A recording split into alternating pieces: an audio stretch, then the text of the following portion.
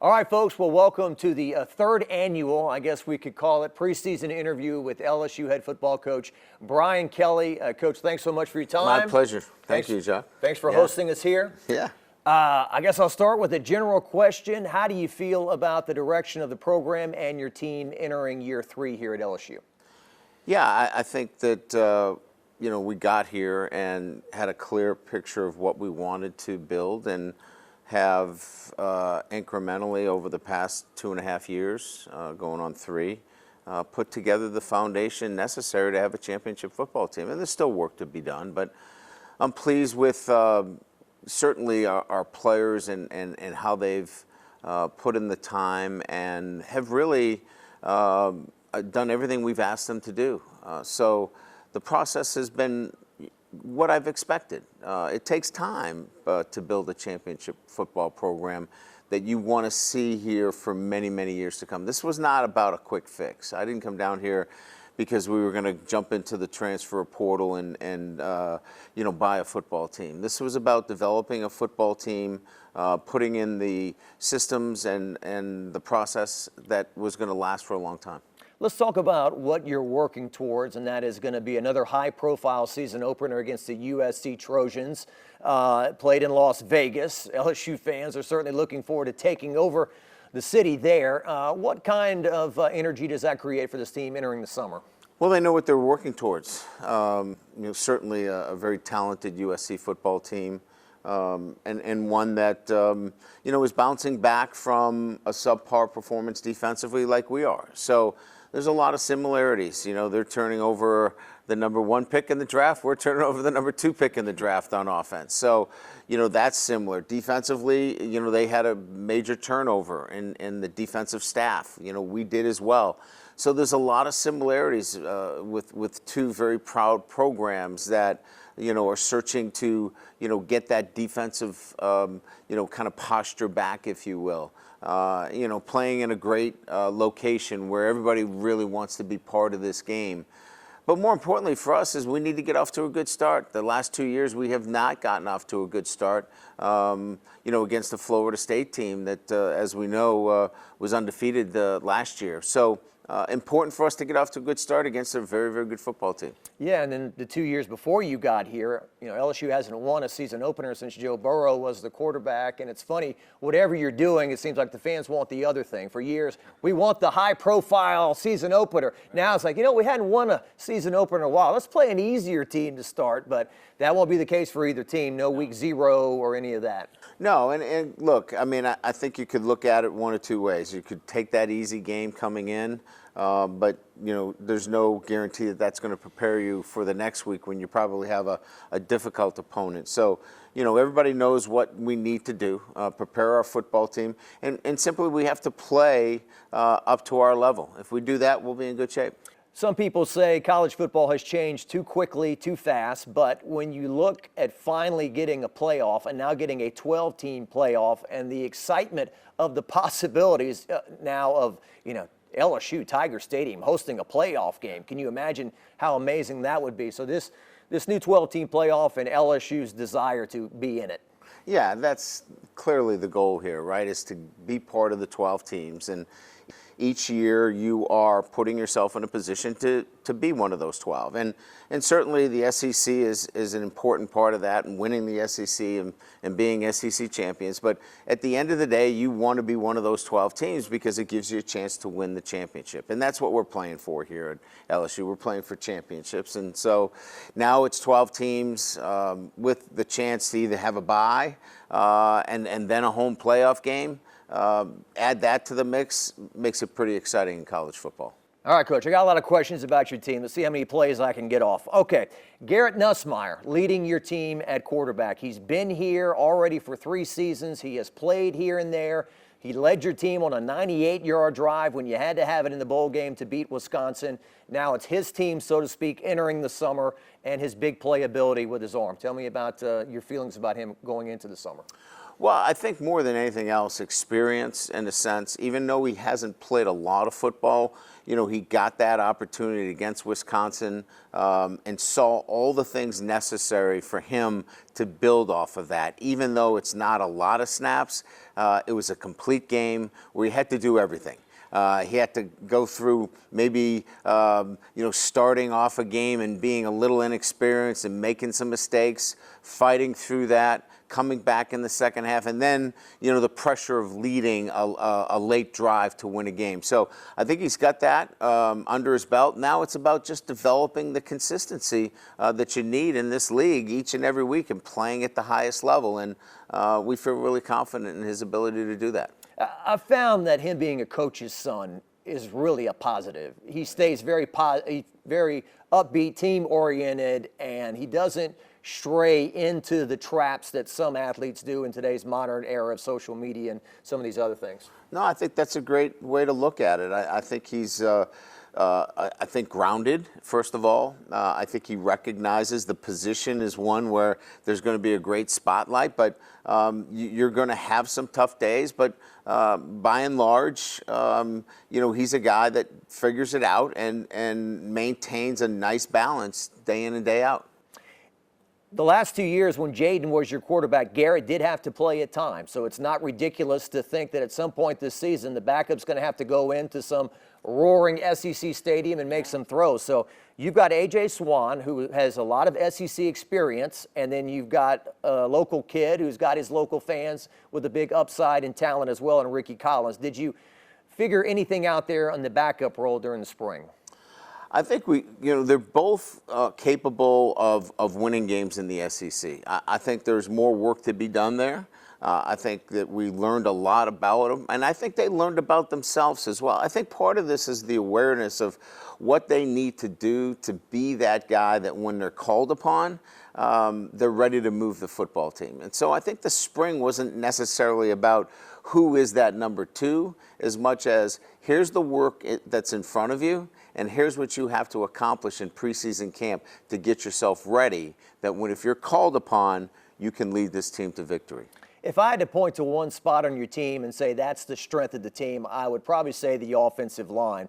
Brad Davis, and I mean this in a positive light, coaches every day like he's on the hot seat, like he's a day away from getting fired. We know it's not the case. He's built quite a group there, and when you look at it, and you see Will Campbell, Emory Jones, Miles Frazier, Garrett Dellinger, Bo Bordelon's been in the system, and now you have a new center in DJ Chester. Those are some big, strong men to lead your offense. Yeah, it's an experienced group, one that's played together, and I think that I would underline that. I think what separates this group is that there's great continuity. Other than the center position, all these guys have played together. They know each other, and they know the rigors of the SEC and what to expect on a day-to-day basis. This is an outstanding unit, and a unit that we're going to lean on heavily week in and week out, where, we had some individual playmakers on offense last year that could, open up a game. I think they can control the game at the offensive line, and that's what we'll look to see happen this year with this group. And during the spring, you talked about designed runs, too, utilizing them and getting them out and moving them around a little bit more. Yeah, absolutely. I think you have to take advantage of the players. This is much more about players over any particular scheme. Get the ball to Malik Neighbors, get the ball in Jaden Daniels' hands, get the ball to Brian Thomas. Now, let's utilize these athletic offensive linemen that have a great deal of experience. Let's put more onus on them in terms of what we're doing on a day-to-day basis within our offensive structure, and that's why you'll see a lot more emphasis on the offensive line. At the receiver position, it's funny, at some points last year, some LSU fans were like, let's get Kiron Lacey out of the game, let's try somebody else. And by the end of the year, it's like, this guy can be the next Brian Thomas or Malik Neighbors. He can be the next first rounder. He really seems to have rounded into form with his confidence. He's got great athletic ability. He's your leader there at that position, it appears. Yeah, look, it's always been about, with Kiron, never the athletic ability, but the consistency. We'd see a drop here or there. We'd see a lack of focus here or there. If he's locked in and he has laser focus and his attention to detail is up, he's as good as anybody in the country, and he showed that this spring. We expect more of the same in preseason camp. If he continues to do that, he will be an elite receiver amongst the receivers in the SEC, and that's saying a lot. So if you start with a guy like that, we can fill in the other players around him and have another great group of receivers here at LSU. Chris Hilton Jr. from Zachary had a nice bowl game, and then you bring in a couple of free agents, so to speak, C.J. Daniels from Liberty and Xaven Thomas from Mississippi State to round out that wide receiving core. Yeah, I think, when we talk about Hilton, I think, number one, confidence was a thing that I think he's built, and that started to show itself later in the year, and in particular, as you mentioned, Jacques, in the bowl game, making some really big plays. We could see that in the spring, the confidence level and staying on the field. He had a tendency to get banged up a little bit. The injuries, we saw a guy that's much more physically ready to take on the rigors of playing every snap. I think he's going to have a really big year for us. He's got great speed. And then I think you'll see C.J. Daniels and Xaven. I think those guys will definitely fill in. And I think some of the younger players are going to get an opportunity. Aaron Anderson's going to step in and play for us. I think Shelton Sampson's going to play for us. I think you're going to see a lot of guys, a lot of depth at that wide receiver position and actually contribute this year. And then Mason Taylor, it just seems like the other day he was very smart getting out of bounds in your first game against Florida State to set up Jeray Jenkins' touchdown there. Now he's a junior, and just a really safety blanket for Nuss to find him across the middle for 5-10 yards. Yeah. And I think he can be more than that. And I think we have to be able to utilize him more than just that guy that, you check it down to, or, third down and medium, he picks up a first down. And he's capable of doing that. He picked up so many big plays for us. But he's a guy that can push the ball down the field vertically, too. He's an outstanding inline blocker. He does all the jobs for us. He's assignment correct. I think he's one of the better tight ends, if not one of the best in the league. So we've got to feature him within our offense. Yeah, certainly don't want to sell him short. He can catch and run. Yes, sir. We've seen that as well. A couple more things about the offense. So last year, Logan Diggs pretty much took over at running back. Yep. He was your leading rusher. He averaged 5.5 yards a carry. The committee kind of went out the window, and he became the chairman, so to speak. Got hurt in the bowl game, hit the transfer portal. So now Caleb Jackson, we've seen his raw ability. Still was kind of learning the game of football, it seemed like. And Josh Williams, the president of the all-time student-athlete. I mean, if you're looking for a student-athlete, Josh Williams has already got his master's. He does. All that. I don't know if he's working towards his doctorate, but he certainly could. He's just a great all-around football player, smart, does all the jobs, and it's just a great leader in that group with some young players, right? I mean, Caleb is a young player. We're bringing in some young players. And look, that's going to be a talented group, but it will be a young group of players that will be largely untested other than Josh. We're excited about that room. I think Frank Wilson is excited about that group, and he's a veteran coach that I know is going to get the most out of them. But that's a bit of a question mark in a sense of, there's not a lot of experience there other than Josh, but one that could be very exciting, too. I think we sit here right now, in May kind of going, what could happen there? And we might come back here in December and go, wow, what an exciting group of running backs. Trey Holly, about a month ago, you told us you felt pretty positive about where the situation was heading with him. Do you have any update on where you think that I think it's still trending in the right direction for him to be back with us. I don't have any further information other than the courts are, working through that process. But all the information that we have been provided is that this case is going to be adjudicated quickly and that we're expecting a positive outcome. Okay, let's move over to the defensive side of the ball. Now, recently I heard you talking and you said something like, well, they tell you should have brought this guy back and you should have brought that guy back. Now, when you became the head coach here, I think there were a lot of fans that felt like it was time for a clean sweep, that certain people had been carried over from different head coaches, and time to start over. And there were some others that felt like, well, you can't move on without that guy, and you can't move on with that guy. So now you had Frank Wilson on your first year, Corey Raymond's back, Austin Thomas is back. Do you feel like you have the right balance of the new and the old?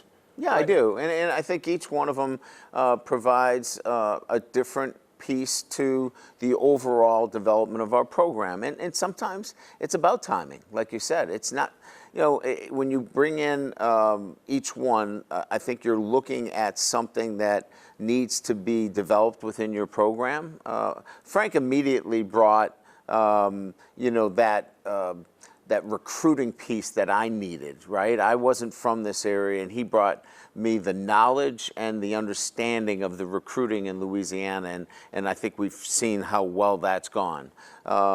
You know, obviously in Austin Thomas, an experienced general manager that allows us now to really set ourselves in a position with NIL and the transfer portal. There's so many of those things going on today, Jacques, that you need somebody that can be on that every single day. It's getting to be one that you just need that within your organization. There were many years that I didn't need something like that.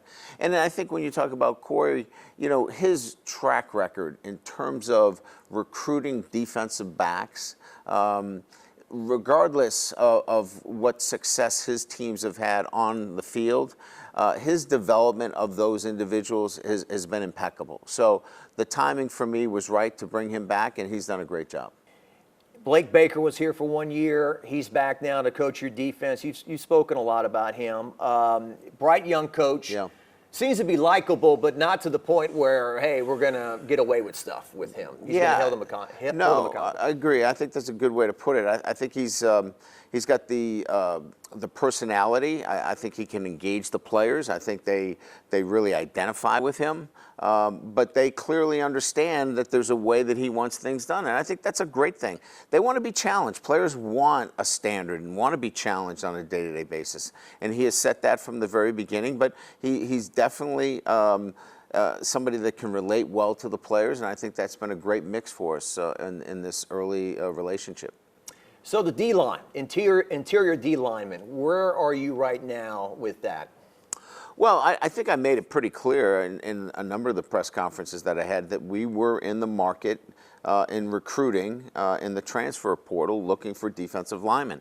It hasn't fared very well, quite frankly, because, you know, we're selling something a little bit differently, and that is we want to recruit.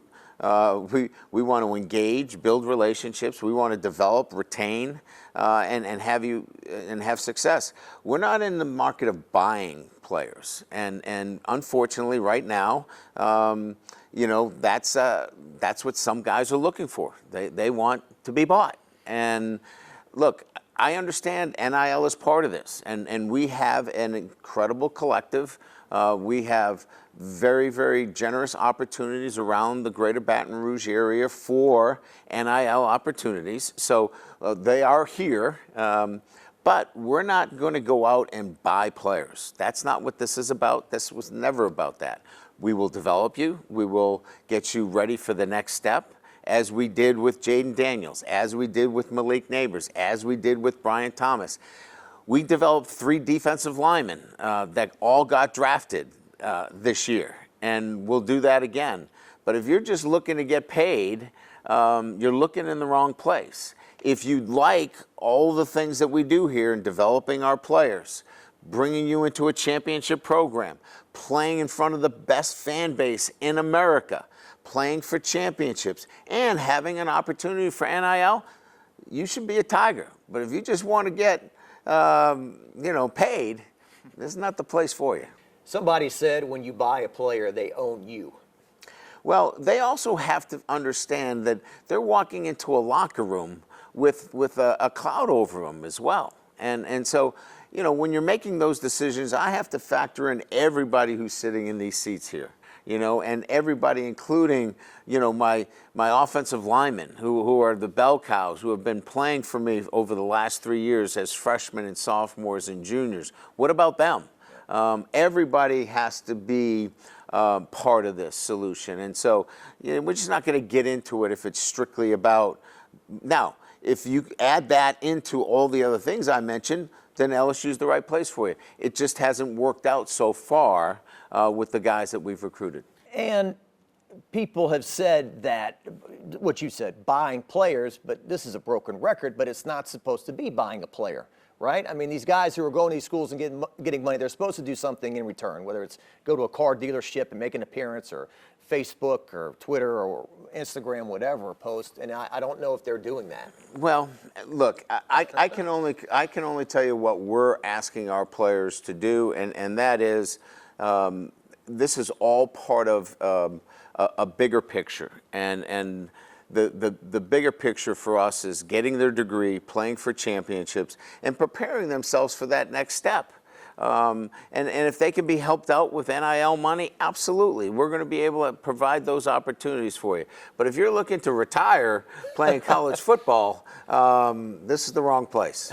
A few more things with you, appreciate it. You got Gil Pez from Wisconsin. Yes. From what I'm hearing, he's going to be perhaps a first-day starter. I'm not sure, but certainly he's got experience and can play. He came, and we felt that he had the ruggedness, the toughness, and the experience of playing in the Big Ten. And we got a chance. Listen, he was on a job interview when he played against us. We watched every snap that he played against us, and we felt like he handled himself very well, and he was rugged, he was physical. So he's going to get a chance to play a lot of football for us. And as you know, we love Jacoby and Gilry and what he's been doing for us. Sean Washington's coming along. He's developing. We're going to be in fine shape. You know, we're look, a lot of people are, jumping off buildings again. I would just ask them to be patient. We're going to develop our guys, and we're going to have a good locker room. And those guys, listen, they listen to all that. Our defensive linemen and Bo Davis, they got a chip on their shoulder, and they're prepared to do the work necessary to play a high level of defense. Yeah, somebody pointed that out. They've been hearing we need defensive linemen. Well, what about, get ticked off, work hard, and maybe become an all-SEC guy or something, right? That's right, absolutely. One guy who interests me, Kimo Maka-One. Ole. Good for you. I've stayed away. I applaud you for giving it a shot. I call him Chemo. Well, there you go. LSUsports.net. They have a little ear emoji you can click on. It says it out loud. But Chris Blair, the voice of the Tigers, could he help you there? He's been really good. I mean, Bo is working with him. We moved him from offensive line. What we love is his motor. I mean, he's got a great motor. He's over 310 pounds. He's physically capable. It's all about his technique now. So he'll have all summer to work his technique, and we're excited about where he's come. I mean, he's never played any defense, but again, he's physically strong. He's got a great motor. He's active, and we're going to keep developing him. Okay, the Harold Perkins conversation could be in a half hour on its own, but it was interesting. I looked at his numbers from 2022 and 2023. They're not really that different. No. He had 72 tackles his first year. He had 75 last year. Mm-hmm. He had 13 tackles for loss in both seasons. Mm-hmm. So he had 2 less quarterback sacks last year. That was the one stat. But the forced fumbles, and he defensed a lot more passes last year because he was in the secondary. That's right. So the Harold Perkins of his third year. What are we going to see this year? I think you're going to see a better football player, physically stronger, up to about 220 pounds. I think you're going to see a guy that's ready to do a lot more on the field and especially impact the run game. I think you saw a lot in terms of passes defended. He's still going to be involved in the pass game, but he's going to defend the run in a manner that he hasn't in the past, and then that's going to be exciting for us. He's really going to make an impact there. So when you talk about defensive tackles and you talk about the defense and the run game, Harold Perkins, has been synonymous with sacking the quarterback, and he'll still have a role there, but I think where you're going to see him pick up his presence is in the run game. All right, to close things out, I love your kids at linebacker, Greg Penn III, Whit Weeks. These are grounded, great kids. Secondary, Deshaun McBride from Denham Springs, newcomer, made a pick in the spring game. Yes, he did. You guys are high on him. Coach House, to his credit, before last year, brought these 2 things up. Said we got to improve on these things. Opposing third down conversions. And last year you gave up 45%. That's right. And we got to force more turnovers, and I think you only forced 14 in 13 games. So those 2 areas right there obviously are areas you need to make the biggest improvements in. No doubt. And I think that, part of my really looking at Blake and what he did at Missouri centered on a couple of those things. They were great in third down in their third down package, and they got a lot of turnovers. I think his creativity, I think his ability to put guys in really good positions to make that happen was one of the attractive things from a schematic standpoint. Again, Blake's ability to communicate, teach, build relationships, get guys to do things, and motivating was the most important thing. But those schematic things really stood out to me, and I think he's going to be able to do that for us. Appreciate your time. We're looking forward to, we'll call it the Cody Worsham Bowl, since he's now at USC, No right? doubt, yeah. Well, he's going to have to sing the fight song, the LSU fight song after, so he's going to have to remember that. Okay, that's the deal made. Maybe you win, he sings the LSU fight song. No doubt. All right. Thank you, Coach Kelly. Pleasure. Good to be with you.